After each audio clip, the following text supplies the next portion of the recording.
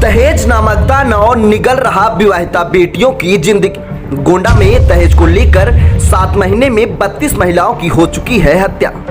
दहेज एक ऐसी कुप्रथा है जो खत्म होने का नहीं ले रही नाम। भारत में महिलाओं ने शिक्षा और रोजगार के क्षेत्र में बहुत प्रगति की है, लेकिन फिर भी शादियों में दहेज की समस्या बनी हुई है। पिछले दशकों में बने नए कानूनों के बावजूद इसको रोकने में कोई कामयाबी नहीं मिली। दहेज के लिए विवाहिता बेटियों की हत्या और उत्पीड़न के हजारों मामले सामने आते रहते हैं। इससे इन कानून पर सवाल उठते रहे हैं। सार्वजनिक मंचों पर दहेज के विरोध में बड़ी बड़ी बातें भी कही जाती हैं। दहेज लेना और देना दोनों कानूनी तौर पर अपराध भी है। बावजूद इसके दहेज का दानव लोगों के सिर चढ़कर बोल रहा है।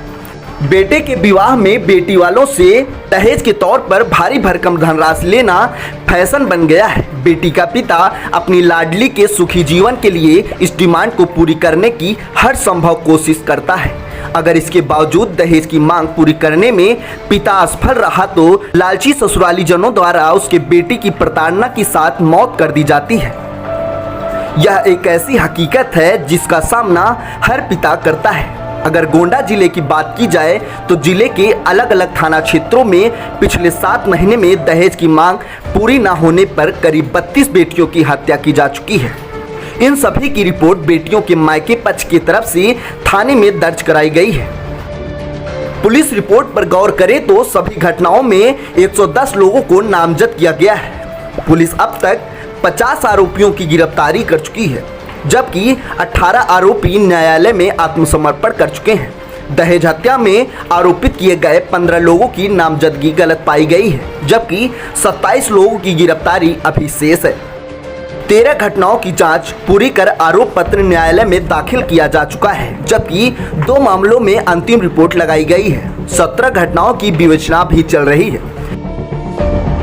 दहेज रूपी सामाजिक बुराई का यह आंकड़ा पारिवारिक रिश्ते के ताने बाने को छिन्न भिन्न कर रहा है। दहेज का दानव समाज में किस कदर फैल चुका है, इसे इस आंकड़े से भी समझा जा सकता है कि एक महीने में औसतन 5 महिलाओं को दहेज के चलते अपनी जान गंवानी पड़ रही है।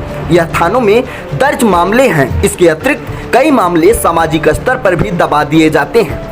पिछले 2 वर्षों के दौरान जिले के विभिन्न थानों में दर्ज किए गए दहेज हत्या के मामलों पर गौर करें तो वर्ष 2020 में दहेज हत्या की 24 घटनाएं थाने में दर्ज कराई गई थी। इसी तरह 2021 में दहेज की मांग पूरी न होने पर 22 विवाहिता महिलाओं को अपनी जान की आहुति देनी पड़ी। लेकिन इन 2 वर्षों का आंकड़ा इस वर्ष सिर्फ 7 महीने में टूट गया है। जनवरी 2022 से अब तक दहेज की मांग पूरी न होने पर करीब 32 विवाहित बेटियों की हत्या की जा चुकी है।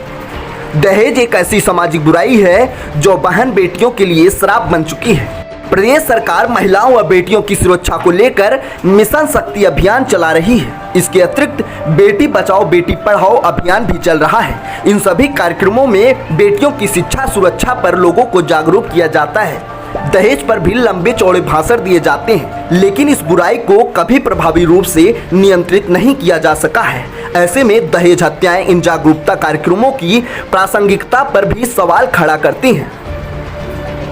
Bureau report, news 11 Uttar Pradesh.